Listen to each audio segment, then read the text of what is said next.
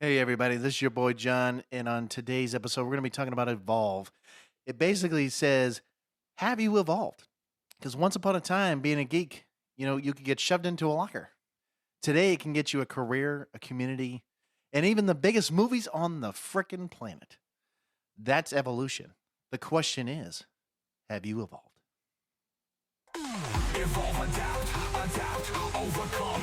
Power up your mind and level up your soul. It just takes one small step to be better.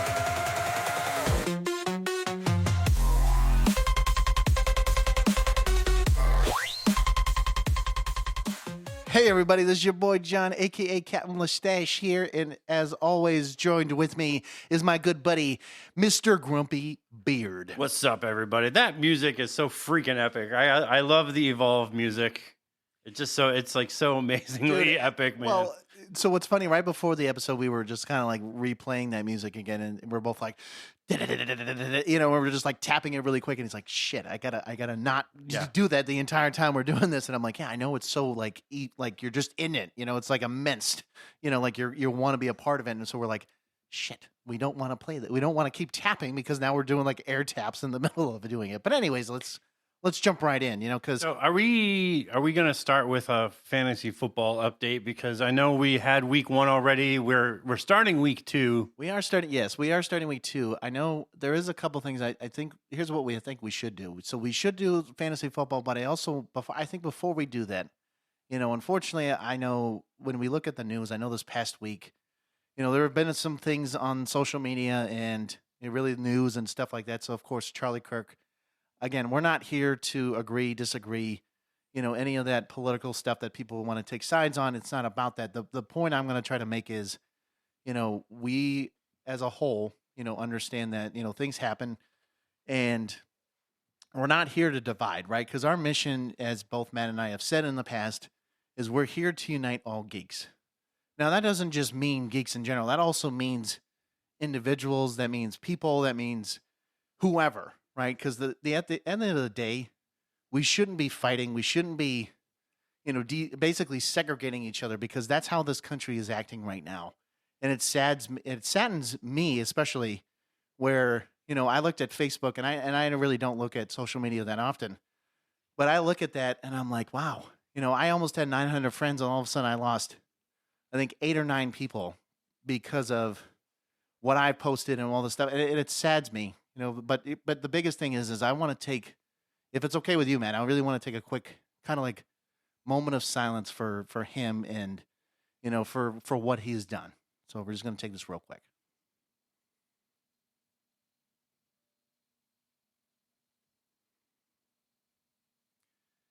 So I know that, some people can agree and disagree. And again, we're not going to be talking about that whole thing. And I know it happened.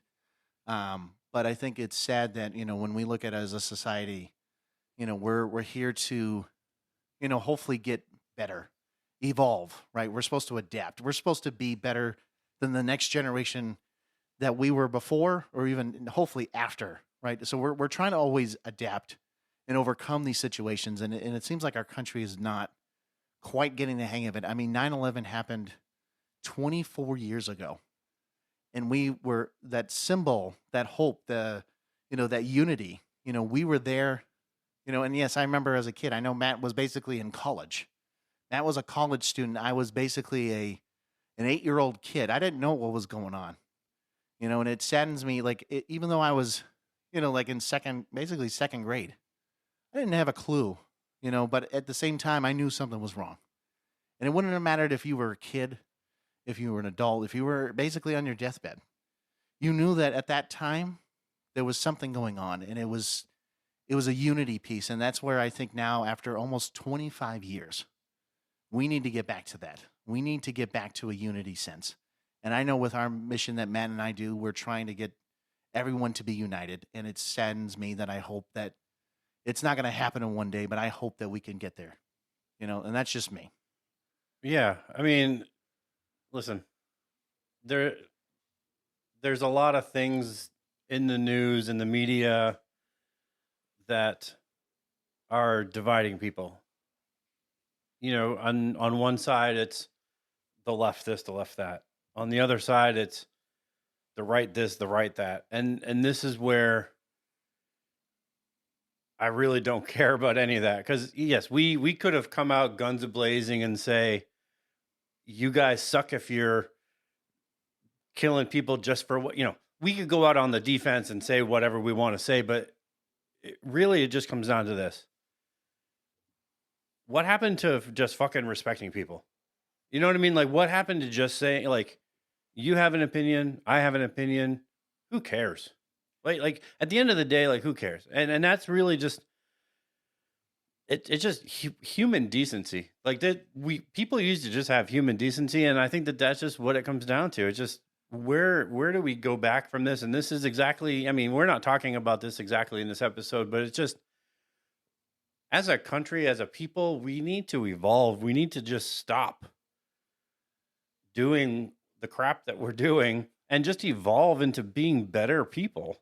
I mean, it's what saddens me too is that, when people have talked about this, everyone's like, oh, well, he deserves this and he deserves whatever was given to him. The problem is when you start to look at his life, and I'm only saying it as Charlie's life here. He was a father who had a wife, who had 2 kids, literally under the age of 5. And it saddens me that this guy was literally, basically, he was a little younger than me, not by much. I have a 2-year-old son, and basically now his kids are going to grow up without a father. And now his wife is a widow. And, someone shot him down because of his beliefs and his, I understand that maybe a lot of people wouldn't agree, but at the same time, he was also just stating the whole fact of freedom of speech, which is something we never had in a long time, because it seems like people will think that, he was, again, like what you just said about the whole left wing, like right wing, like the sides Right, picking yeah. that. And so it's like, okay, people have choices, people make decisions, people say things, but the thing is he stood his ground. He gave facts. Maybe you may not agree with it. I'm just saying at the end of the day, no one deserves to be shot and basically in front of a live audience. And then Definitely was and on top of that, yeah, I mean, it definitely was in front of a live audience. no, I mean, it was, yeah. it was weird. And then, like I said, how many people I've seen on social media that are like, hey, you know what? It doesn't, and it's funny because I've seen now too many people that were of different color, and they're saying, listen, it's not about even color, because that was another thing that he, would bring up too. It's not about that, because that's why we were just saying about unity. I mean, at this point, I mean, there is an episode down the road we'll be talking about I would say some racy kind of, topics, but I'm not going to get into that now. But my point is that at the end of the day, when you look at these events and how in the last 20, 25 years, basically that, shootings have become culture, and it's sad because even I remember as being a kid, that really wasn't a big thing. That wasn't, or like it was like rare, but now the fact that schools will teach you from school shootings, that was a newer thing. That was Right. not something that you would be taught as a kid, but now it is a custom. That is something that we are now being taught, and it's sad that, like I've said, both me and Matt, we come from those different generations, but here we are now, we don't think about each other as like, okay, well, he's just one guy from, this side, and I'm just this other guy from the other side. No, it's because we're brothers, man. We understand each other. We're also not trying to pit one against the other, and I mean, I know we can go on about this, but I guess really the point is that I hope one day, we stop with the bullshit of what's been going on, and we actually start to realize, like, hey, there should be no more of this violence, the fear of being, just walking down the street. And don't start saying, a certain song there, Matt. I know, but no. But the point is, we don't want to have that fear anymore. Violence is never the answer. If you disagree with if you don't agree with somebody, just don't agree with them and move on. I mean, I mean, we need to move on from this. But, I know, but I mean, it's just, if you don't agree with somebody, who cares? Just move on. Nobody cares whether you care if you agree with this person or not. Like, there's a lot of things that I don't agree with, but I'm not like going to social media and making a big fuss about. I mean, who cares, right? At the end of the day, who cares? Who cares? Just move on. It doesn't have to come to a big violent end. But that's like what our society has come to, and it's so sad to see it. I hope one day like our society can evolve, but I know I it's don't know. it's a one day of hope is what I'll say. It's a one day of hope, and I mean, one day of hope could be maybe my fantasy football team, John. Here we go. Yeah, of course. Moving on here. All right, let's get to the music because we have music for this. Yes, I can't wait. So here we go.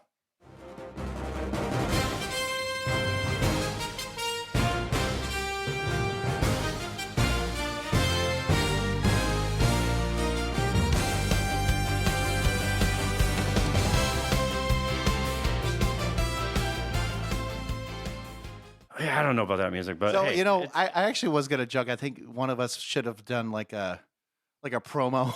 I'm like, hey, brought to you live by GFTM Studios. Just like yeah, fantasy football. So we had our week 1 is done in the books. We're on to week 2. We've already had our Thursday game. It's really too early to tell. By the time this episode comes out, obviously week 2 will be done. So we are a week behind when we do these episodes. Yes. So week 1 is in the books. Right now, there's basically, I believe there's a 4-way tie because there's only been 1 week. So there's a 4-way tie right now.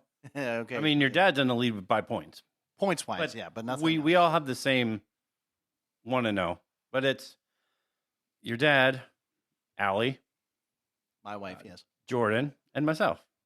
We're all 1-0. Yeah, and then of course he's going to mention me, who And then lost. you, and it's now the Abandoners because that's the abandoned team. I'll talk about that in a minute. And then Sucho, and then Pastor Joe is in very last place, which he won't be in very last place if we go to the playoffs because the Abandoners will end up taking that last spot. And I'll mention this real quick. We did have to kick a person out of our league because, as you couldn't tell by the name, the Abandoners, he both abandoned the league and the team. Unfortunately, it was one of those situations as a commissioner. I honestly didn't want to do this. Like, it wasn't a situation where I was like, oh, I'm going to kick this guy out. Like, no, I dreaded this situation because I just didn't want to. And I was from a week before the draft, I was like, hey, we're doing the draft on Saturday. Like, I hope you're ready. The day of the draft, I texted him a couple hours before. I texted him an hour before. I think I even texted him on the way over to your house. Right, and like nothing happened, and then the problem was during the draft, he basically He Matt had ghosted, to yeah. he ghosted, and then he had to pick players, and it was just kind of like auto picking at that point. But And then yes, when before week 1 hit, I texted him again and I said, hey, not even in the chat in the app. He never went even on the site or the app. Let's make that clear. And then I texted him like, hey, your team's all set. Your team's drafted. All you have to do is go in and you can make your lineup changes. You're all set. He never did anything. Never said anything in the chat. Never did anything. So after week 1 was done, I put a post in the chat and I said, hey, I think Mike has abandoned the team. I think he's abandoned the league. By the end of the week, I'm thinking of kicking him out of the league. Just say yes or no, whether you agree or disagree with my decision. And not everybody voted, but I'm pretty sure, your dad would have said yes. yeah, I talked to him afterwards. But yeah, he said, "Who is this guy?" And I'm like, "Yeah, long story." But the point is like, yeah, we all agreed. Majority said yes. Yeah, and the thing was when Matt and I originally were talking about the league, it was like we wanted to find people that were going to participate, and we definitely did. I mean, hell, I just was talking to Jordan today, and he's like, "Man, this is great!" Like I'm really invested into it. And I'm like, "That's great," and that's kind of the thing that we wanted to do because we're not going to mention people names, but certain individuals from last season, we're not happy about certain things, and so we wanted to kind of spice things up and move things forward. So Yeah. we were trying to do that, and so Matt was mentioning, he's like, we picked this guy, he didn't really do anything, so now basically with the league is that Matt's in some ways he's kind of managing 2 teams, but the flip side is with the Abandoners, it's just more like he's just picking the lineup it basically minimal stuff. Like it's not like he's taking everything and like he's not dropping any players right now. People get injured, put them on the IR, like all that stuff. So really, it's just managing the minimal stuff, and then like whatever happens. I'm doing very minimal things. So what I'm doing with the team is I am setting the weekly lineups. If there's a player that's injured, depending on who it is, I will put them on the bench, or if they go to IR, I'll put them on IR. If there's more people that go to IR and I can't handle them, then yes, I will drop them at that point. But that very rarely happens where there's unless like 4 people on IR. Yeah. So when it comes to trades are shut down for that team. I will not accept trades or anything because that's just unfair for the rest of us that have to do that. But when it comes to playoffs, as a commissioner, I have the right to choose the seeding. So his team will be the 8th seed no matter what. So I apologize for whoever is 7th seed because of just this team. Well, right, and especially at that point. I mean, if you're going to think about it, whoever's 7th at that point, you're not going to win the league anyway. So it's pretty much whatever. Well, yeah, but I mean, you're still playing for that 7th and not 8th. So there's a chance that he might not finish 8th. True, but it really depends on like what happens. But I mean, I'll say this: I know with week 1, everyone's like, "Oh, it's great to have a good first win," and I'm like, I agree. But here's the thing: we still have 15 more games. Yes, to we play still in have the a lot season. of games. So we're not even close to being done yet. So I know week 14 or is it 14 or is it 16 that's when the playoffs start? I couldn't think remember. The playoffs technically I think it's like 13. It was a week 13. That's because like 13 and 14 are really like your final, your semi, your quarterfinal, semifinals, and then I think like 15 is like the final. Like the final showdown at that point. I want to say 16 because there's 18 weeks in football, and we don't play the very last week. So 17 would be the championship week. So 16, 17, 15. Yeah. So I would say probably 15 is probably the beginning of all that stuff. Yeah. So, but I mean, we have a lot of weeks of football. So second week, I'm against Allie. Right now you are currently in the lead when it comes to points, but it depends on Sunday, right? Because that's going to be the main projection wise. Yes, I am in the lead, but we'll see when it comes to Sunday because you never know what happens, what occurs. I mean, anything at this point can occur. I mean, you just kind of never know. I mean, she does have she's got a pretty good lineup from what I remember. She's got a couple of her players underperformed. So, well, and I had a player underperform. So, I mean, it's one of those things. We'll see. Right, and the biggest thing I was like telling everybody else too, and I know whoever does fantasy too, first few weeks you just want to make sure that your team is what you have because don't drop anybody that you think is they're like, oh, like they were projected to be, let's say, like have 20 points and then they only did like 2. Okay, that's only week 1. So like wait until like your week 4 or 5 and then be like, you never drop anybody. You never drop anybody that you picked up in the first like 6 or 7 rounds. No, if you picked them up in the first 6 or 7 rounds, like they are your player, they are your team. Maybe the people that you picked up after rounds like 8 to 10, those are the people that you really just have to keep an eye on because like those are your players that you most likely have on your bench, or they're like your defense and kickers. And those are the guys that you want to keep an eye on because you may have somebody like I have, just so you're looking at my bench right now. I mean, right now I have Waddle and he plays. I mean, if you probably all know, like he's on the Dolphins, and right now the Dolphins are probably dead last as far as like teams that you want a player on. But Waddle, you never know. Like the Dolphins could come around and be really, really good. I mean, they might fire Mike McDaniel, and probably they could turn things around. Well, and here's the other thing too, right? I mean, what I was going to say is like, I'll kind of jump in here real quick. Is like, like what Matt is saying, like your defense, your kickers, certain people on your bench. I mean, I know like realistically every week you should change your defense. You should definitely be changing your defense every week, at least to the best of what you can. Your kickers, I mean, it really depends. I mean, for whatever reason last week, kickers were like killing it. It was like 13. I got 13 points. I know a few people got like 15, whatever, but it was like my crazy. kicker got 17 something. Right. And so like kickers for whatever reason first week were like killing it, which is unheard of because typically they're only getting like 5 maybe 12 points. And that's like usual. That's kind of like the typical thing. Like, so when you get like over, let's say that 10 or 12 mark, like you're like, damn, like what's going on and how they doing it. And so like you should be looking at your kickers, of course, making sure like the lineups should be good. Like Matt was saying, like your bench. I mean, I've typically, and I know different people have different views on this. I know Matt is usually more like, might have more running backs or wide receivers as a backup for your bench.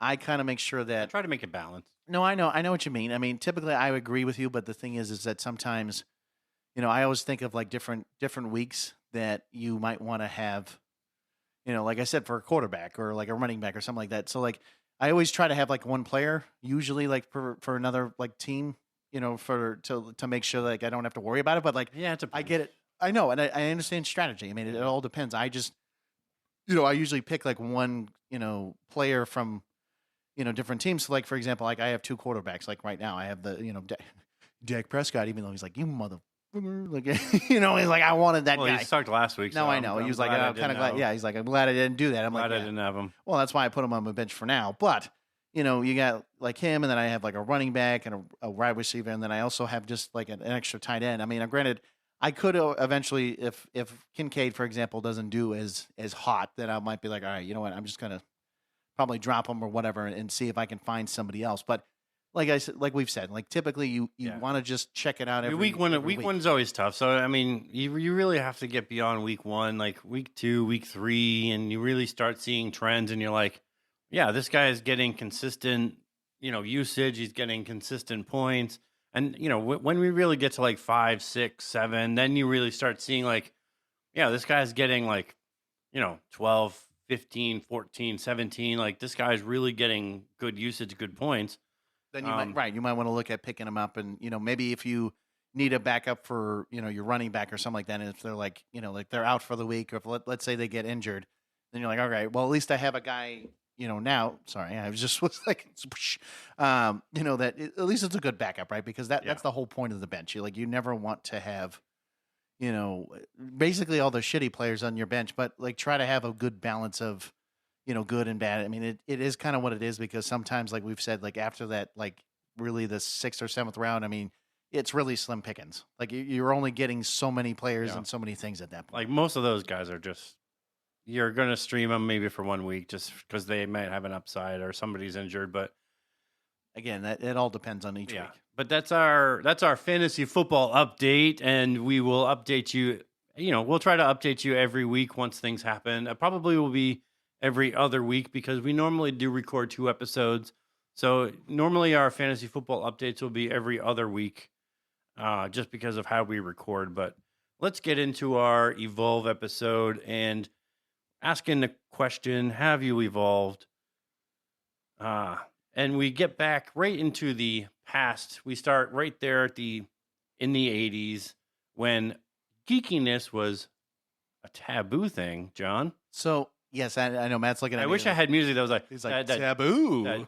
Do, Yeah, no, I know what you're saying. I mean, even though I was born in 79, I mean, obviously when I started school, I was like a kid, right? But yeah, that's why I said you would consider yourself an 80s kid in the sense of that. But yeah, we watch 80. Some of us still watch 80s movies. You watch movies in the 90s. You get the gist of what being in school was like then. I mean, there's a whole movie, Revenge of the Nerds. Correct. Right. Which was what it was, like 84 or 85 or something like that. Yeah, and so what the whole idea of the 80s was is like, you have nerds, you have jocks, and this is what it was like for 90s high school too. I mean, it was the same thing, but you would get bullied if you brought comics to school. You would get bullied for pretty much just being a geek or a nerd, and that was like a huge thing. Right, and I mean, this is where I'm going to say, he's like, well, you don't know because you weren't there. You know what? You don't know the way. You don't know the way. Oh, what happened here? You wanted to bring that, I had to fit it in. Anyways, no, the point we're trying to make here is that, yes, I mean, when you do look at the 80s and 90s, yes, they're kind of similar in the sense of like, comics and movies and certain things, like they weren't, for example, like you didn't really have a whole lot of superhero, let's say, movies, but what you did have is like TV shows, and you might have had different things going on. But I had like a weird Spider-Man Yeah, where like TV show and or some even shit, like like like your Fantastic Four movie in the '90s and like the Spider-Man animated and a few yeah, other but things. they weren't anywhere No, near the quality. No, that I they're know, making them but now. like, what's funny is like I'm gonna bring this up real quick is like, when you actually think about the history of comics, like and I mentioned this to Matt too, is like it started in the '20s, '30s really, and like it was DC or really Action Comics at the time, and then Marvel kind of took over a little later, and then they both were really like the main kind of comics at those times, but there was other comics as well. But like kids would read these things, and then they would grow up, and then their kids would read it, and it's like this generational effect. But like once you got into the '80s, it was kind of like what Matt was saying. It's like that taboo of like, okay, well, yeah, you're just a nerd. Get out of my face, dweeb, and like get out, like Yeah, that. yeah. And you're right. It wasn't like a thing where nowadays it's like, oh my god, like you can be a geek and it's not unheard of. Or And it's not like, there weren't rules Right, in there the was- '80s correct. against bullying. So the thing is, like now, you have police officers that walk around in schools. There are rules in place against bullying. There's even rules that they're putting in place for cyberbullying.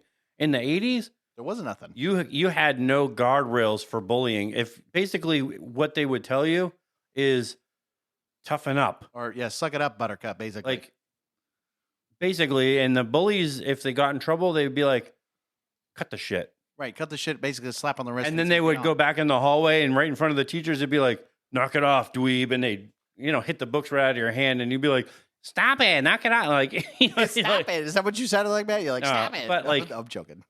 But that was the whole thing. I mean, you pretty much get bullied if somebody thought like you were a geek or a nerd or a dweeb or they thought you were different. And The worst part is this next thing that we're going to talk about here in a second. This didn't help anything either because no, this no. made it worse, which was Dungeons and Dragons, which this was back in the early 70s, if I'm not mistaken, when it first came out. And so once you get, 80s and 90s, they really kind of. well, this was anything that was kind of like this, but Dungeons and Dragons was like, this was like, oh, if you were playing Dungeons and Dragons, you basically were summoning Satan. Well, and actually, no, at that point, you were an uber nerd because you were. It wasn't just being an uber nerd. Like in the '80s, the one thing that you have to understand, nobody understood what Dungeons and Dragons. Like adults did not understand what Dungeons and Dragons was, because it originally was a kids game.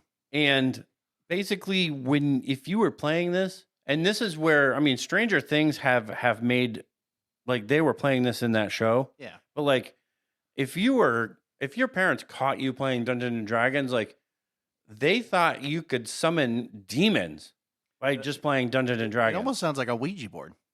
And now, Ouija boards were a lot. We're talking. Those things were around from the 1817, 1500. right, Those were a lot.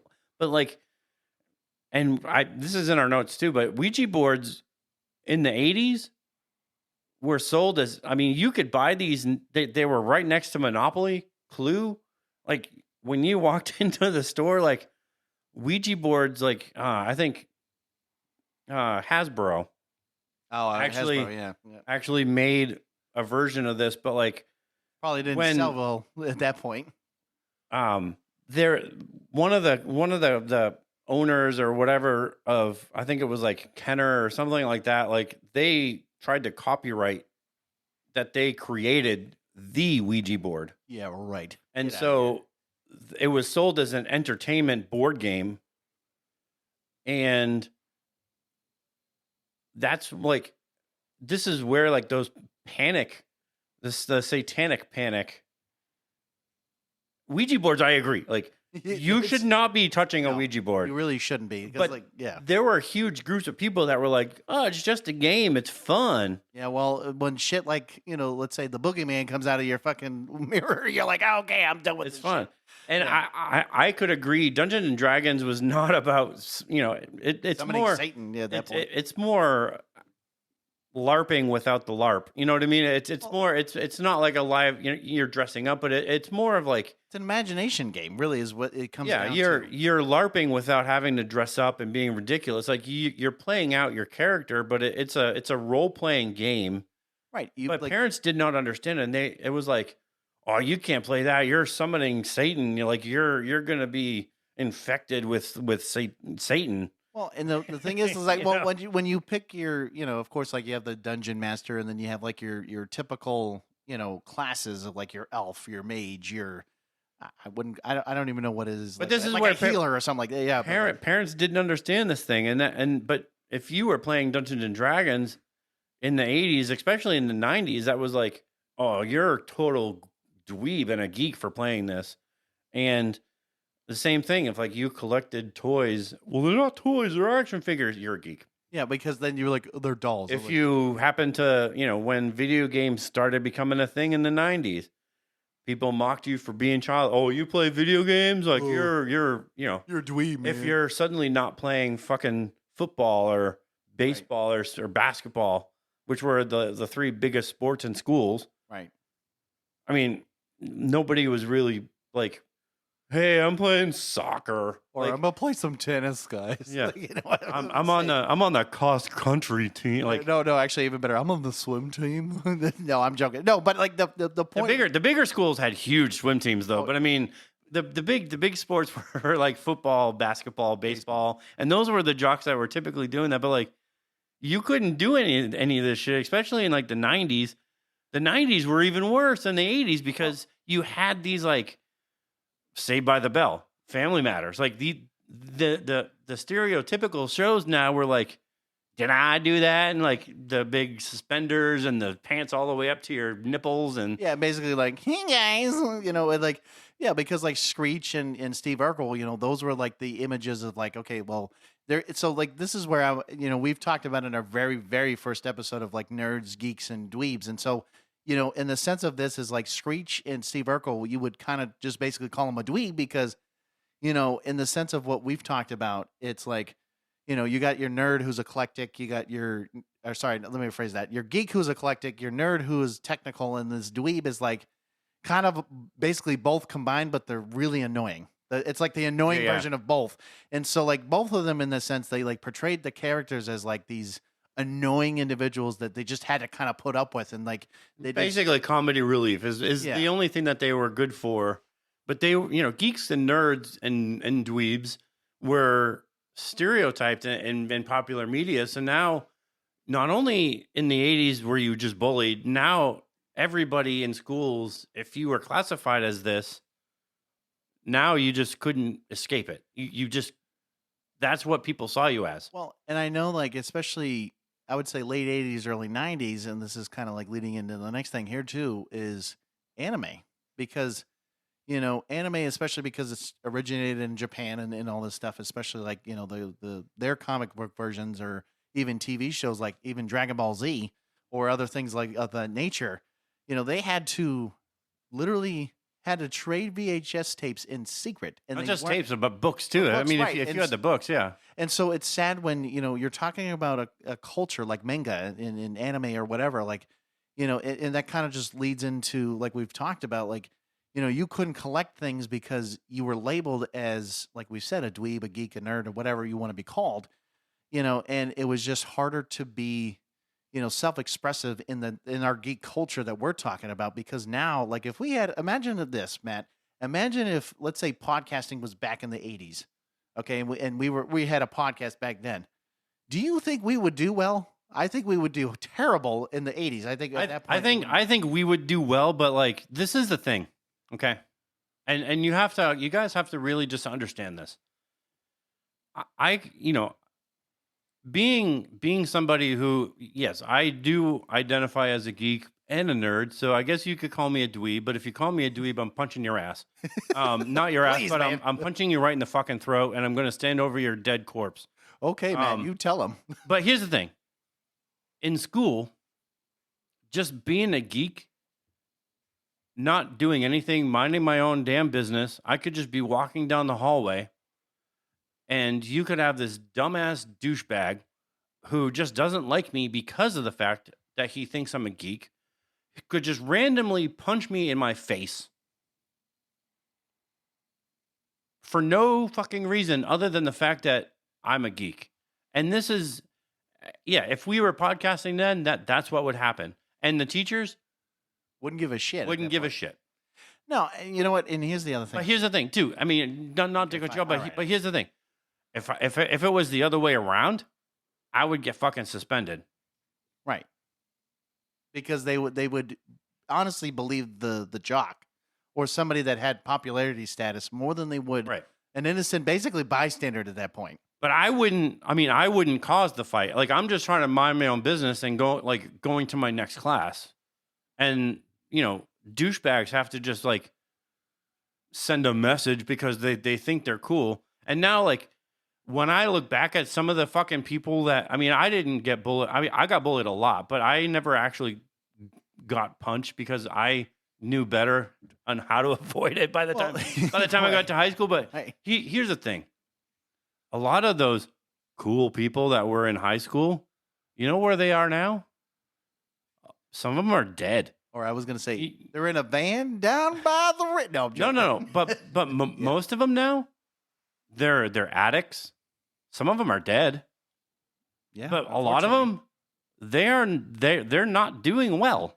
So, and I'm just gonna tell you something real quick too. When I remember in high school too, I think I mentioned this before, but I'll say it again real quick. So, I'll admit, and I know Matt can probably agree here too, and I know we've talked about it a little bit, but like, I know I didn't have the best. My parents will say, you dressed up a certain way or whatever.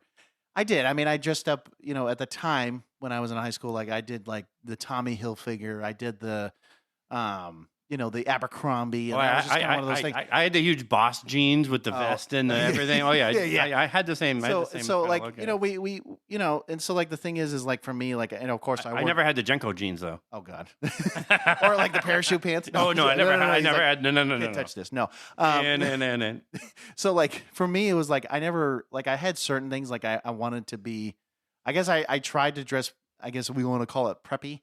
But at the same time, I really wasn't. And so, like, being an awkward kid in the sense of, like, I'm just a really skinny, tall, goofy-looking kid, I never really had a sense of style or I really didn't have a chance to.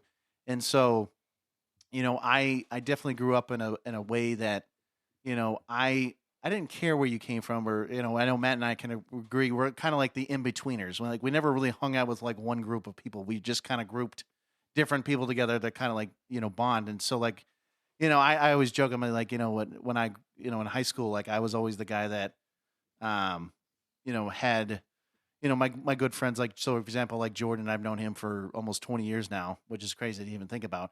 And him and we've gone along so well, but like, for us, it was about music. We like, I loved hip hop and rap, and I know Matt does too. And so like, we're, in this case, like Matt and I are both white guys, and everyone's like, you're not supposed to like rap. And I'm like, I can like whatever the hell I want because that's just the way it is.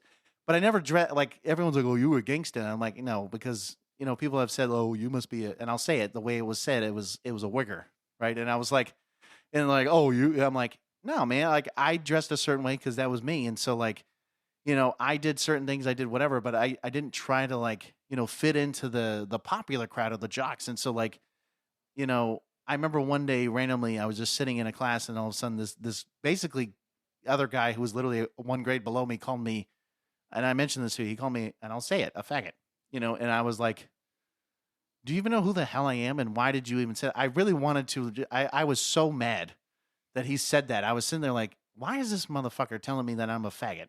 And I'm sorry, and I'm just using the terminology because it's not that I appreciated it or like it's just it was stupid because the guy didn't even know who I am. But the other point I'm trying to make is that I tried to include other people. So like at prom, like I was like, hey, maybe we should have like different tables, while we get to know like one another or just whatever. And somebody was like, yeah, you're a fucking nerd, you fucking idiot, this and that.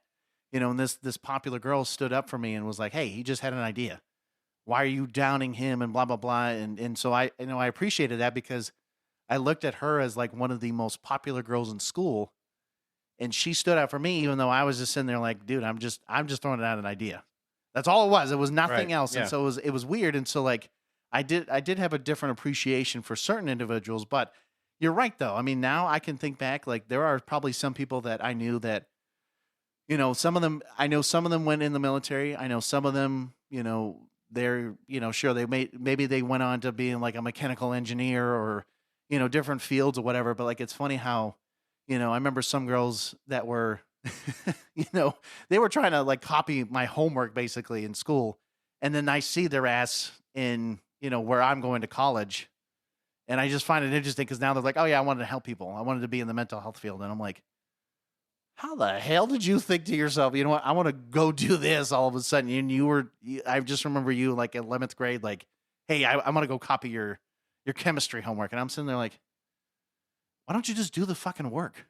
Like, why are you copying my shit? And so like, but anyways, I know I'm just kind of drawing it out here, but it's just funny how like, with Matt and I talking about this, like, so this emotional weight, right? This is where, especially back then, many of us, we learn to hide, right? And we love, to protect ourselves. And so we adapt by going silent. We overcame bullies by shrinking down, but deep down we were living in, authentically, that shame, that fear of rejection, a lot of people carrying it, technically it's still to this day, even as adults. So like, hiding the parts of themselves they think others won't accept. And so like, back then, yeah, I could see that. I could see why people want to hide and not show the true selves because they never wanted to be judged, and so like, today, like I don't give it, like I could tell you how many people that I've met like at work or just in other general things that I've actually talked about the podcast. I've talked about so much stuff and they're like, oh man, that's pretty cool, man.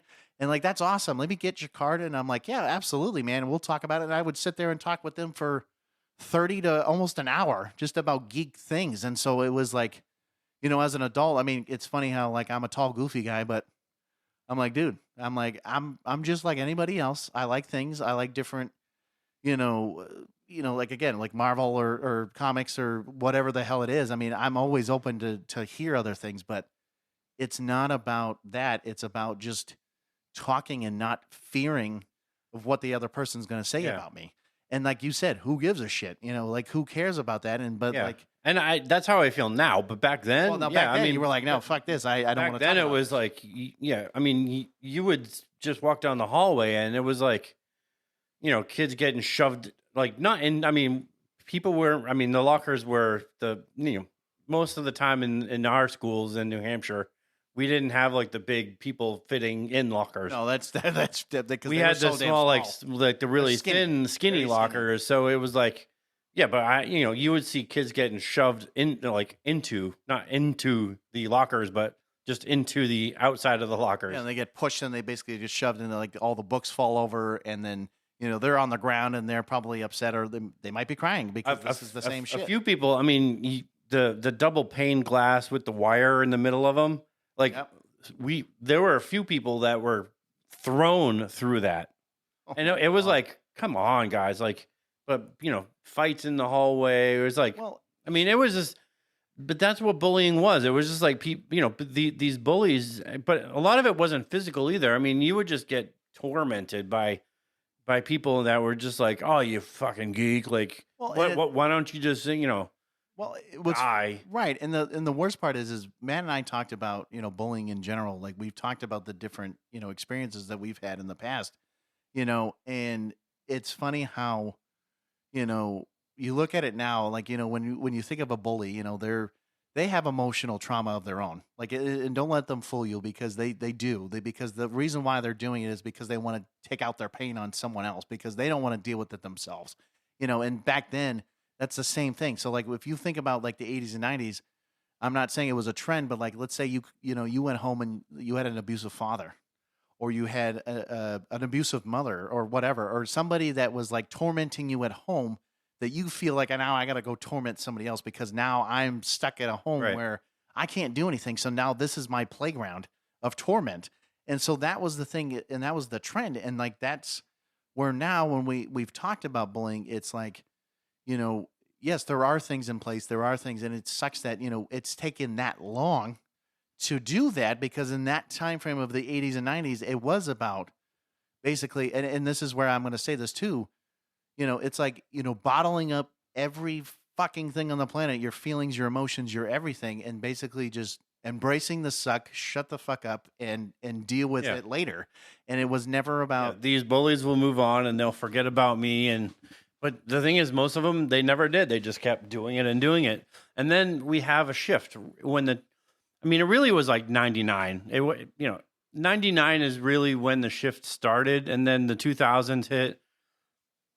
Yeah, The- we're not so much talking about bullying now. We're just more talking about like the culture. Yeah, of, just the culture of the world started catching up to what geeks had known. I mean, we pretty much known all along, like that eventually the world would catch up to what we were already loving. And when I say it started in '99 is because there was a particular movie that came out in '99. yes, which I know is the next topic in a minute, but yeah. And I don't even know if that's really in our notes, but anyways, I thought it was Lord of the Rings. I thought that's what we were talking about. no, the movie that came out was The Matrix.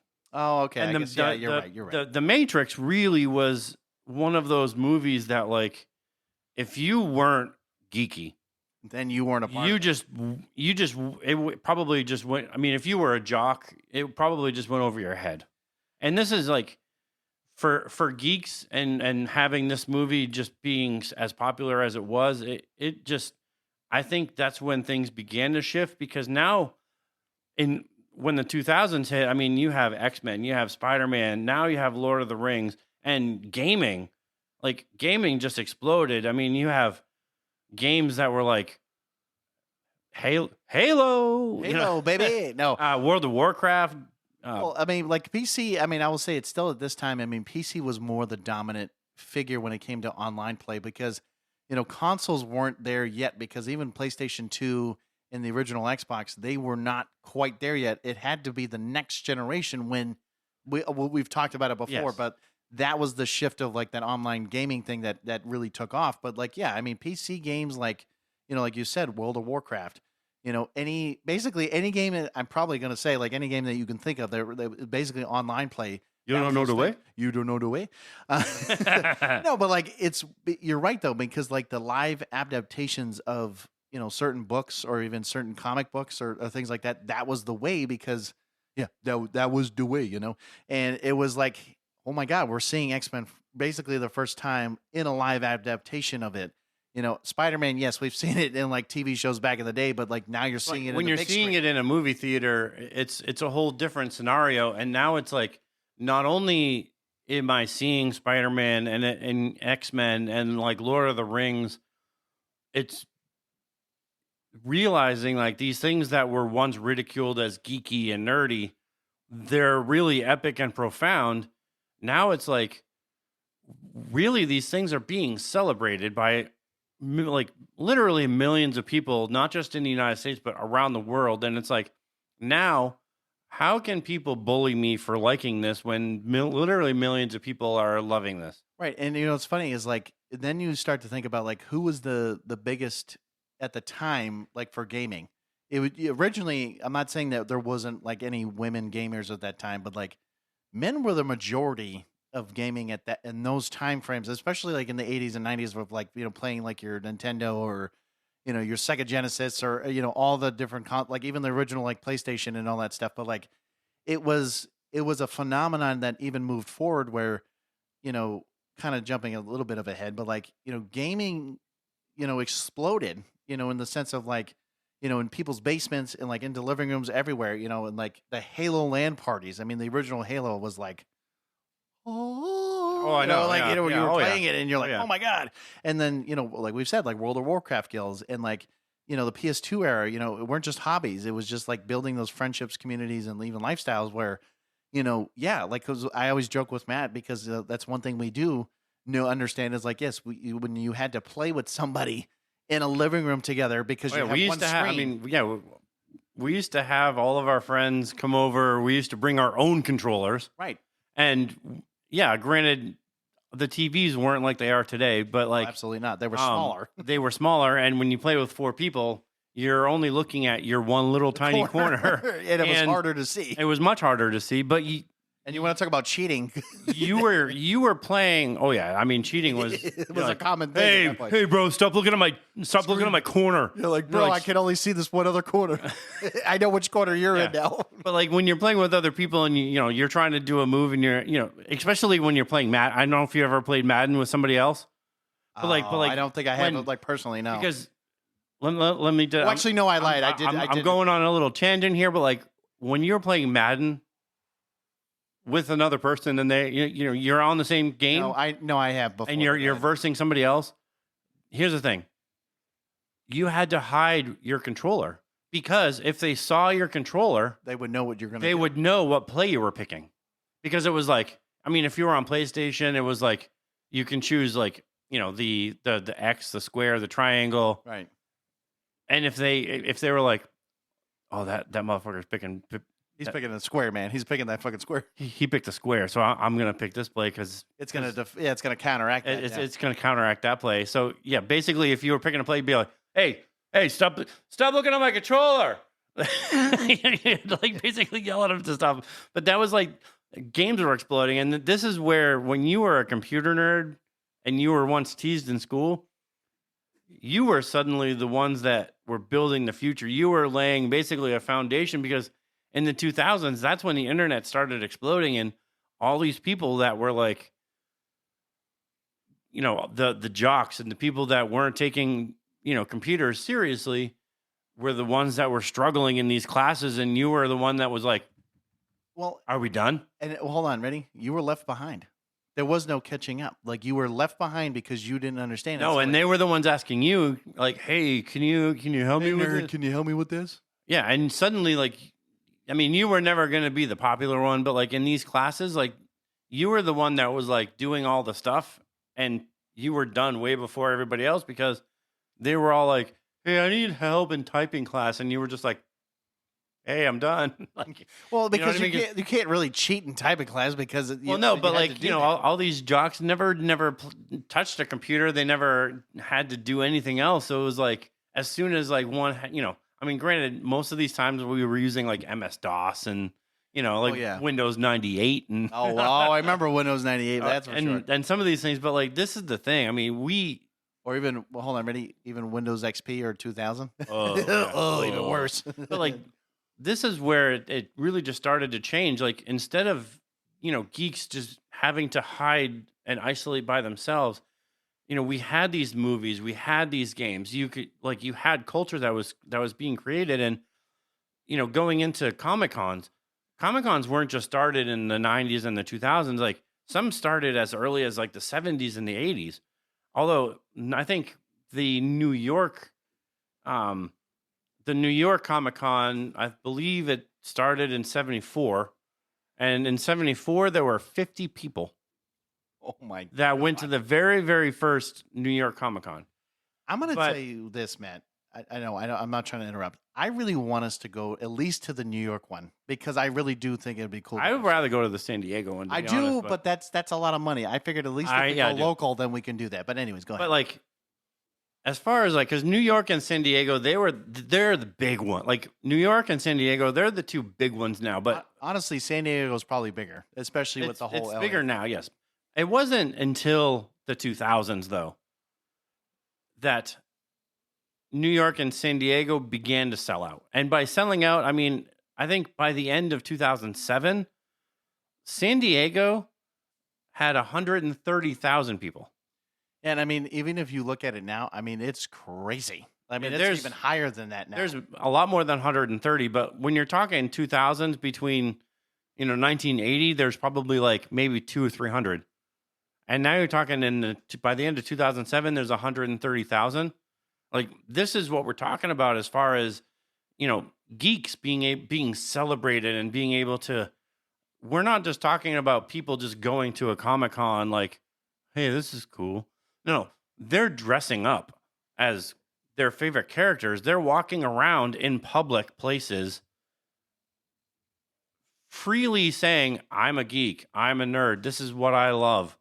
And geek culture wasn't just tolerated. This evolved into it was a source of connection for a lot of people. Like it was hidden in shame because it wasn't celebrated openly. And this is where these Comic-Cons really was like, hey, come celebrate it with us. And it was making people rich. It was shaping culture. It was giving outsider a place to belong. Society had evolved.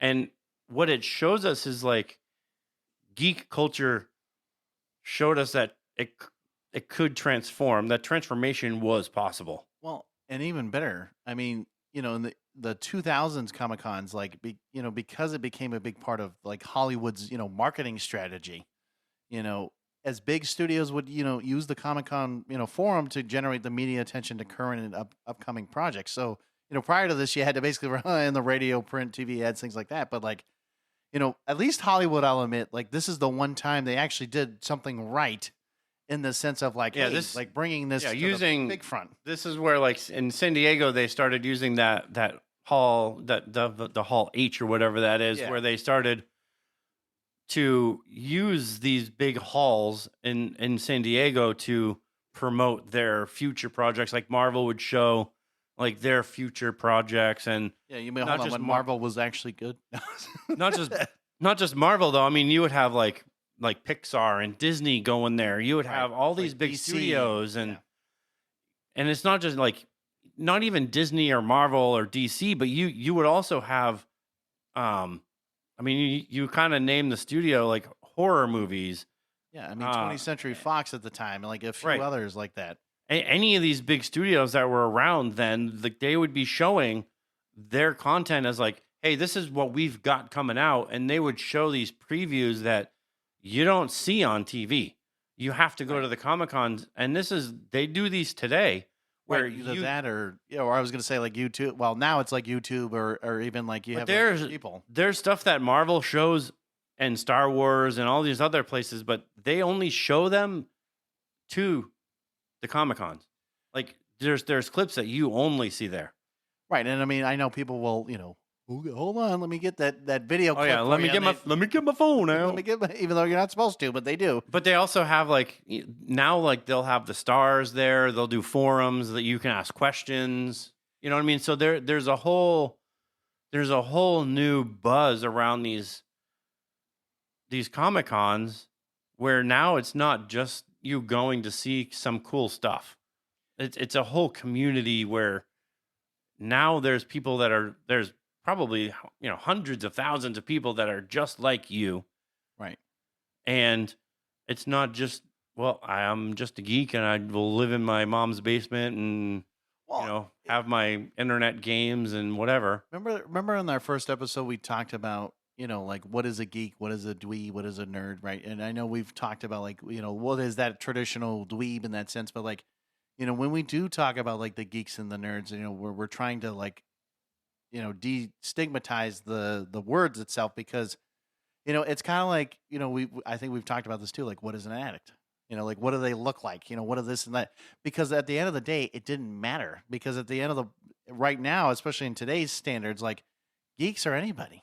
I mean, it doesn't matter who you are or where Yeah. you come from or any of that. Like, and that's the best part because, the result of everything, geek culture didn't just, it wasn't just getting tolerated, right? So it evolved into a source of connection.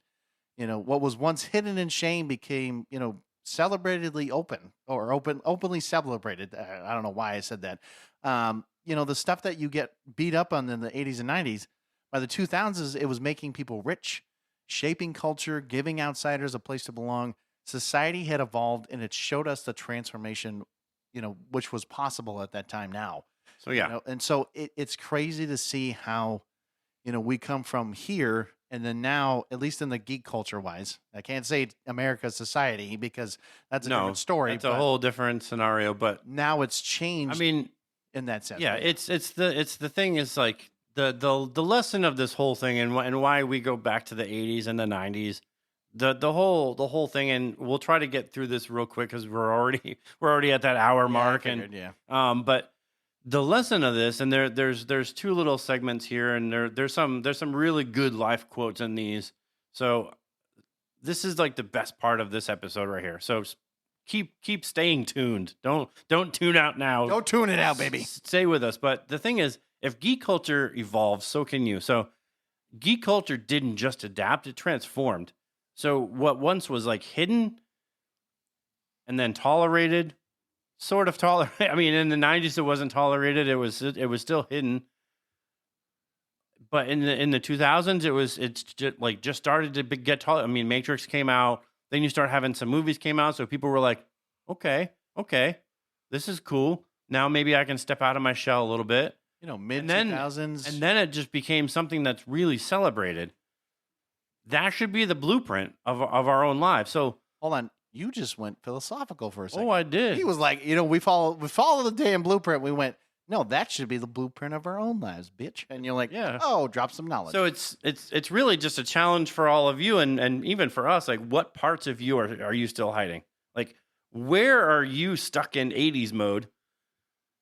Hopefully, it's not your looks, because that would just be weird. that would be weird. I mean, are you too afraid to be yourself because you fear judgment? Like, what passion or beliefs or talents are you downplaying because of these old scars? I can tell you this, Matt, and this is just a real quick one. For a long time, I used to, especially in high school, I mean, it was kind of weird. I remember in English class, and I remember, we did this like poetry lesson, and we did like haikus and a few other things. And, I really liked, for whatever reason, I just didn't mind poetry at that time. I haven't done it in a long, long time, but, I just remember doing like poetry, and I remember doing like, for me, like, music was always one of those things that has helped me kind of, cope, or even just like tune out the world a little bit. And I know it's done the same for you, but like, yes, I'm going to joke. And I know he knows about it a little bit, but like, basically back in the day, my buddy and I and a couple others, we were going to form a group. Yes. And I know Matt's like, oh, great. Here we go. So I chose the name of J Life. Yes, I'm going to say it. I already publicly stated it, and it was on my profile on Facebook for a very, very long time. The reason why was because I wanted to be, I wanted to be a rapper, Matt. He's like, oh, no kidding. And so, you don't say, man. So the biggest thing is like J Life was John's life. That was me. And so I was like, well, that's stupid. I'm like, well, no, I mean that because it fit the initials of my name, like JL and things like that. So it kind of fit. It made sense for me. And so I chose that name. Like, I'm not going to go into everything else, but like the group name was called, what we were trying to call it was called The Future Dream. Right. And it was called TFD is really for short. And so like, I wanted something different. I wanted it to be a little different from everybody else. But, the problem was at the time, it's kind of like this podcast. Reason why we didn't do it is because we didn't have money. We didn't have the money or the resources to do it. And I mean, I know that if we could have done it, I think we could. I don't know if we'd ever be successful, but I think it would have been a cool side project to have because especially now, like now that I have like more information on like what we're doing, yeah, sure, I could do it now. But like everyone's like, oh, now you want to be a rapper? Now you want to be a rapper? All these, I mean, I don't know. I mean, I've always loved to sing. I do, but I'm not one of those people that will, publicly do it all the time. I do like to sing, in the car or in the shower or, whatever, but it's not something that I'm like, huh, and I just like, start singing out of the clear blue and he's like, shut up. Don't you dare start doing that. Maybe one of these episodes, if we ever do talk about music, I'll bring it up. But that was just a little something that, I've been wanting to do, but it's some of those things that I just got to get over. You know what I mean? But go ahead, man. I'm curious. What is one of those things, real quick? What do you think is one of your things that you're just like, I've been wanting to? Well, I mean, obviously, I've grown up always being bullied. So, I mean, I always do. My self-esteem has always been one of those things that I always still struggle with. So, yeah, I mean, a lot of things like I always second guess myself. Oh, I know so that's always, I'm not stuck in 80s mode, but I think I always downplay the things that I do. Like it's for me, and maybe it's just I'm at a level where I think everything has to be perfect, but it's just, for me, it's just, and maybe I'm being a little truthful here, but wait a minute, here we go. We're truth mode. Maybe I'm just thinking to myself, like, maybe I'm just not good enough to do, maybe the things that I'm doing is just not good enough. So that's why I try to push myself to do better. And in pushing myself, I just keep thinking, this isn't better. Like, you know what I mean? Like, this isn't better. Yeah. I'm just making it worse. It's kind of like, I think of an episode of Mr. Bean. Oh, God. Yeah. Okay. When he gets like paint or something on like a masterpiece. Oh, and then he goes to wipe it off. And then, yep. And then it instantly, like you see it on his face, and it's like instant worry. He's like, oh shit. And then he tries to wipe it some more, like, and it's doing it. by the time he's done, the entire face of the painting is gone. Yeah. And it goes to like some other people, and like you don't see what he's doing, but you can clearly see he's trying to repaint something. Right. And when the people come back, and they're like just in horror when they see this painting, Yep. and it comes around, and he did a smiley face. Not even painting over it. He just did a round smiley face over the thing. And I remember that because it's like he tried to make it better by like putting, because he was watching the people like that were restoring, and they were doing like little marks of paint, but he did like a huge, because he got scared or something, and he did like a huge smear. So he was trying to wipe it off, not knowing like oil doesn't dry. It takes like hundreds of years or whatever. Right. So he went to wipe it off, and he wiped the whole fucking thing off. But that's what I that's the thing that I think of, and that's a long story, but maybe one day we'll get you to say the whole truth and nothing but the truth. But go. But anyways, there are some certain metaphors, and these are really geeky ones, but the things, some of these things are like, Pokemon don't stay in their base form forever; they evolve, right? True. But Matt has never played Pokemon, sorry, because I know he would probably call it a Pokemon. But no, anyway. but like some of the things like Saiyans or Super Saiyans, like they don't level up unless they're under pressure, right? Fair enough. And Frodo leaves the Shire to become something more. Imagine if he was like, "No, I'm good. I'm just gonna stay here, man. I'm just gonna stay in the Shire." No. You know what? I'm gonna smoke some weed. No. I'm sure they all did. They probably did. But the thing is, he wanted adventure. You know what I mean? So he evolved, and obviously the journey wasn't easy, and he knew that it wasn't going to be easy. But yeah, evolution is messy. It's uncomfortable, but it's necessary. So, I mean, I'm going to read one of these quotes, but like, oh yeah, I'll read a couple. But go ahead. I'm just trying to pick I guess the first one. I'll just read the first one, whatever. If you're still playing small because of bullies who graduated 20 years ago, congratulations. They're still ruining your life. Well, it's true. I mean, because like the fact that you haven't moved on, right? Because that's also part of the evolution process. Like, you understand, here's the problem, and if you can't get past that, and if you can't be resilient, you can't be adaptable, you can't be all these things, then you're going to be stuck in the past, and that's just the way of life. Yeah. And so you have to be, smart. You have to be a courageous, brave, whatever you want to call it, like just to be able to be, to cope with that, and just like, okay, I'm going to be this now because of past mistakes or whatever. But, here's another one. Geek culture stopped apologizing for existing. Why are you still apologizing for who you are? Correct. Hey. Why are you apologizing to somebody else? But ready? Who cares? As Matt would like to say. Who cares? Because be who you are. It doesn't matter. Don't brag about surviving when you were meant to be evolving. That's a good one. I really do like that one. It's true because we do. Of course, on an everyday basis, we survive. You hear it all the time. It's like, I'm just trying to survive, just taking it day by day. It's like, why the fuck are you doing that? Well, we think about it. That's a typical human response. Oh, it is. You hear it all the time. All the time. It's another day, another dollar. Or this one. I love this one. It's always, another day, same old shit. Or whatever the fuck. Same shit, different day. Same shit, different day. And you're like, okay, is it really the same shit? Yeah. So are you trying to survive, or are you trying? Are you wanting to evolve? Yeah. So the last one for this, and then we'll move to the call of action, because this is like the end part of the episode. If you're still hiding who you are in 2025, like it's 1985, that's not protecting yourself. That's betraying yourself. Oof. That one hurts. Oof. That one, bam, right in the heart, right? Yeah, that one. Ooh, right in the kisser. Yeah. So yes, if you're still hiding in 2025, like you did, or like you would in 1985, yeah, you're not protecting yourself. You're betraying who you should be. Well, then at that You know point, what I mean? I'm just gonna say, maybe you just go GFM. It's like, well, if you don't know what that is, just look it up. Yes, but the call to action: evolve into your next form. So really, like a serious PSA, real quick, don't just adapt to survive, because that is the first step. Just don't just overcome obstacles. Again, that's resilience. Evolve. Step into the next version of yourself. So this is our, like, for our evolve episodes, like that's our main, like, kind of tagline is evolve, adapt, it's in our music. Yeah, adapt, overcome, evolve. That's our whole thing. Like, AOE, baby. AOE. so adapt, overcome, evolve. It's that stepping into the next version of yourself. It doesn't mean that you have to do it overnight, or it's like a huge move into, your next form as of what we're saying, but it's just taking a step forward. And this is maybe you're finally embracing your passions openly.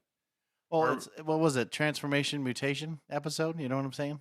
Yeah. Like that one Yeah. right there. That's exactly what we're talking about right here in this moment. But We this don't want to is- go back. But this is like you're embracing those passions openly. You're maybe leaving a toxic relationship behind, or maybe it's just owning your identity without apology and saying, you know what? I'm just a fucking geek, and that's it. Like, That's I the don't way care. it is. I don't care what you say. I don't care what she says. I don't care what my dad says. Whatever. I'm a geek. I don't care. Whatever you say. Maybe it's not you being a geek, but maybe you love singing and you're a singer and nobody wants you to be that. Who cares? Just Right. pursue whatever your identity is. Yeah, and Now, if you want to be a car, you can't be a car. well, if you'd like, you can go to Cars on Pixar and watch that if you want to be a car. No, I'm joking. You can go to cars.com and apply to be a car. If You I might ca- get turned down, but I'm just saying. But like, geek culture grew from shame into power, and you can too. So you need to stop hiding and stop shrinking and evolve into who you were meant to be. Like, that's the whole point. Right, and you know what? Here's some beautiful life quotes for you. Yeah. I'll mention. We a got couple some later. more life quotes. These are Right? good. So here we go. First one: if you keep shrinking to fit into places you've outgrown, don't call it loyalty. Call it fear. Mm. Dang, right in the face. Right in the there. face. Because it's true, right? You don't need to be sitting there and, especially like friendships, right? Like if we all know that friendships in life, they're not going to be, I'm not saying that they're definitely ones that are just like, they're there as a placeholder, right? But there's also long-term friendships, like of course me and Matt, even though Matt's like, oh, well, sometimes you say certain things and I'm like, listen, I only joke because we have that friendship, right? There's a difference between if I just met you and then what we have right now. You know what I'm saying? Like if Yeah. I said half the shit to you the first day I met you, you'd be like, "Oh, this motherfucker's a creep, and I need to get away from them people." No. Not today. So I really like the second one. I like the last one too, but I like the second one. So every time you hide your passions, you teach the world that your shame matters more than your truth. oof, Oh, that hurts, man. But it's true. Yeah. I mean, when you have a passion and you are not actively pursuing and doing what you love to do because, well, I'm afraid of what they're going to say. I'm afraid that I'm going to you're teaching not just the world, but you're teaching your family, your friends, the people that are actually can visibly see you and interact with you, that your guilt and your shame and your level of embarrassment means more than the truth that you're putting out there. Here's the other thing. This reminds me of the podcast, and I'm saying it because you told me that we should start one. I was afraid as hell to start this with you because I had no idea how this was going to go. And I honestly didn't know where this was going to lead us. And here we are right now doing this. But it's crazy to me that, taking that step, taking that courage of saying, hey, we're going to just do it together. And I mean, you and I have bonded over so much shit. And especially the very first time that we ever recorded something, and it was that stupid promo thing that we did at the very beginning. Yeah. It was kind of stupid, but it took us 4 hours to record a 1 minute and 30 And then second video. Here we are, 130 episodes in. No, is it really 130? This is 130. Holy crap. This You see my episode. point? Like, this is crazy Yeah. that we've done that many in an almost 3-year span. So we got two more. We Yes, got I two know, more I know. quotes. Two more So, quotes. Ready? I'll let you read the last one, okay? Okay. But I'll do this one right here. So, the world doesn't need the watered down version of you. It needs the evolved one. That should be the slogan for our Evolve episodes right there. That's what it should be.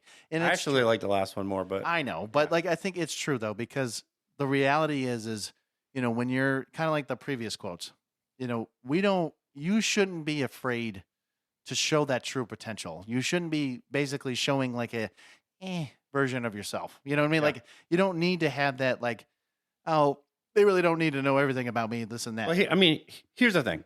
If you're drinking a soda right now, grab your soda, go over to the sink, and Put some water in. and fill that sumbitch with water, and then take a sip of it and tell me if you like that. Because that's what It's true, though. If you're giving the world a watered down version of you, that's exactly what you're doing. Like, no, it's true. if you don't want it, the world doesn't want it and doesn't need it. We need the full. We need the full Dr. Pepper, baby. We need the full version of this. We need instead the of some- full Dr. Pepper. and not this bullshit version you Yeah, want. not the full watered down, not the half calf bullshit. Whatever that bullshit is. Whatever that is. We need full caffeine for this bullshit. Yeah. But the last quote is, the life you want isn't waiting in your comfort zone. It's on the other side of the version that you that refuses to evolve. Oh, I don't know, man. I mean, that's a tough one. Those two, I mean, that's just me. I mean, that one hits a little bit more, but like, I mean, they're really good in their own Yeah, ways. it's just, if you're like, why can I never achieve the things that I want to achieve? It's because you're fucking refusing to evolve. And this is like what we've talked about this entire episode. If you're refusing to evolve because you're sitting in your little comfort bubble, because you're like, well, I can't move out of here because so and so made me this way. like they're gonna judge me and they're gonna say something, and I can't do this because, well, they may not like it, and who cares? The life that you want is just on the other side of that door. All you got to do is open it and walk through it and be like, this is me. I'm gonna just do it. I don't care what you say. If I like it and I'm doing it. Well, it's always like that quote: "The grass is greener on the other side." Now, sometimes I will admit that may not always be the case. No, because there's probably more shit on that. It's probably like cow shit on the other side there waiting for you. But no, I mean, the point, like what I do agree with Matt here is that when you're stuck in this place of like self-doubt, or you want to feel accepted, at that point, the best individuals in life, your directors, your actor, I don't know, I'm just throwing out like different positions here, but like the best people in their positions or jobs or whatever have always been the weird individual ones, because they are the ones that have stepped out of their comfort zone and have made a difference. And like, for example, I'm only going to mention him, James Cameron, #1 selling director probably of all time when it came down to like movie, like especially sales and like some of the grossing movies of all time. He's probably a very weird individual. I don't know in like person, but like, well, I can tell you, I can tell you this. Imagine James Cameron having a dream of an AI going rogue, creating cyborgs that kill humanity, and then they send a regular man, back in the past to protect a random woman. Like, he had a dream of a rogue AI in the 80s. A rogue AI. oh yeah, In the 80s. Imagine this man, James Cameron. Oh, I can't make that. They're going to laugh at me. And that movie never gets made because, well, I can't do that. They're going to laugh. but We would never have the fucking Terminator if that's exactly how we thought. And this is what we're saying. Like, he had the balls to pitch this idea to a studio and say, hey, I have this idea for a movie. It's about a rogue AI. Nobody knew what a fucking AI was in the 80s. right? Because they didn't talk about that. And I'm sure there were probably multiple studios that were like, no, that's bullshit. Right. And I'm not going to want to do that. But he didn't give up because he No. made the damn movie. And it's also one of the best, I was going to say, like, basically it's like a cult classic at this point, but it's so popular that people still talk about it now. And you have Arnold, who made this movie. Arnold, you have a guy who talks like this. And like, Please, I love that. Please keep going. who in their right mind would have a cyborg who talks like this? Like, I'm going to be a robot. Like, I'm going to be a robot. Get back to the chopper. No, I know. It's totally different movie. Look at my arm. It's all robotic and metal. I can't with you right now. I really can't. But like, no. who would have thought this crazy shit in the 80s? He did. And he put it out there. And you know what? At the time, like, it was one of the best selling fucking movies that came out, and it spawned a Terminator 2. It spawned it spawned multiple Terminator sequels. I mean, it's one of the best concept movies of all time. Right. And that's what we're saying is like getting people like that. That's why when you look at kids nowadays, you need them to still have that imagination. You need them to dream or think of things that they can be innovative with. And that's where I know hopefully nowadays, when you joke about like your kid being the president or an astronaut or this and that, like, you know what? If that is their dream, let them pursue it. Yeah. Because there's so many people that, if you don't have the right courage, because I can tell you, I wish I had certain things in high school that I wish I could have done certain things, but at the same time, I mean, granted, maybe that wasn't the path that I was supposed to be on. But even now, I know where I want to be, and I know that, yeah, it's a goal, but I hope that even my son or even my kids down the road, whatever they decide to choose or even, so on and so forth, I hope that they want to be the best at whatever they want to be. Because now I don't want them to live in fear. I don't want them to Yeah. feel the shame.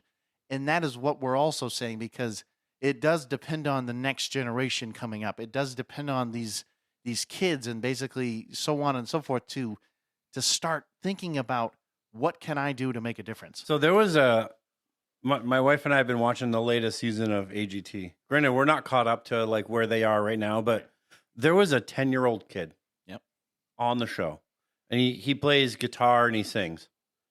And let me tell you this kid, he's 10. Okay? Okay. Get that in your mind. I got it in my mind. A 10-year-old kid. He started learning how to play guitar when he was 3. Holy crap. Okay? Now, this kid, when he came out on stage, had so much fucking swagger. And as soon as he started playing, this kid was a fucking rock star. Like, he was doing lead lines, and I mean, he plays guitar better than most adults do. Not to mention, he was singing, doing like lead line, like everything, like better than most adults do. Kid's 10. Imagine when this kid gets to be in his 20s. Oh, yeah. This kid will be a master by the time he's done. This kid's gonna be like Eddie Van Halen, and like your big guitar people, like your Jimi Hendrix level guitar players. That's gonna be this kid if he continues the path that he's on. Like, he's gonna be that level. Like, he was that good. The kid's 10, and you're saying, well, he's comfortable just playing with toys. This kid was fucking 3 years old, and he was learning how to play a guitar because that was his passion when he was 3. Imagine when, like I said, when this kid's like 20, 30. The sky's the limit, because his parents understood he has a passion. We're going to fully invest in that kid's passion. And that's exactly where what you're saying is like, don't just stay in your little tiny comfort bubble. Especially with your kids, don't let them just sit in their little comfort bubble because, like, well, my kid will never do that because he's a dumbass. Who cares? Well, not Like, only let that, them pursue whatever they're interested in. not only that, I mean, here's my thing. It's like whatever you put in, that's what you get. Because the thing is, as parents, and both of us know this, you get what you get, but at the same time, you want them to do better than you ever did. And that is the goal of a parent. That's what should be the goal of a parent. That should be. That should be. And I didn't say always, but that should be. And even with my parents, I know they've said that multiple times to me. And I know that I've done certain things, and we all make mistakes. But at the same time, I want him, like I've even said to my wife, I'm like, I want him to pursue whatever the fuck it is, no matter what it is. And I will 100% invest in whatever that is, because I want to make sure he has whatever he needs to get to where he needs to be. Like you and I doing this, I never thought as a kid that I was going to sit here with you. Well, of course, nobody's going to see this, but like, I never thought I was going to do this shit, but it's just a passion now because we both kind of grew into it, and it's because it's fun. It's because we can do this shit all the time. And it became something that we were like, I never thought we were going to do it, but here we are, two dudes on two different mics talking about this shit. And it's cool in my mind because now I get to talk about it with others and I get to share that same passion and show that geekiness to it. And I know we really got to end the episode here because we've been definitely talking about this for so long. But Yeah. the point is, guys, we are passionate about this. This is our joy. This is why we are trying to evolve, and we're trying to get you guys to evolve at the same point. But anyways, we've talked for so long here. But again, you know where to follow us. You know what to do. Do that little fist bump. Do all that fun stuff. Check us out, on YouTube, TikTok, all the fun little spots. And, just go on our damn website because you know what? I haven't mentioned that in a while. gftm.com. Okay. Point is, you'll see us. Well, you see all the episodes. It's Geeks From The Multiverse. Okay, yes, geeksfromthemultiverse.com. Sorry. But anyways, yes, you'll see us there. You'll see all the merch. You'll see whatever you want to see. Get to know us. Send us a message, whatever you want to do. But until next time. Stay geeky, 'cause we're geeks from the multiverse.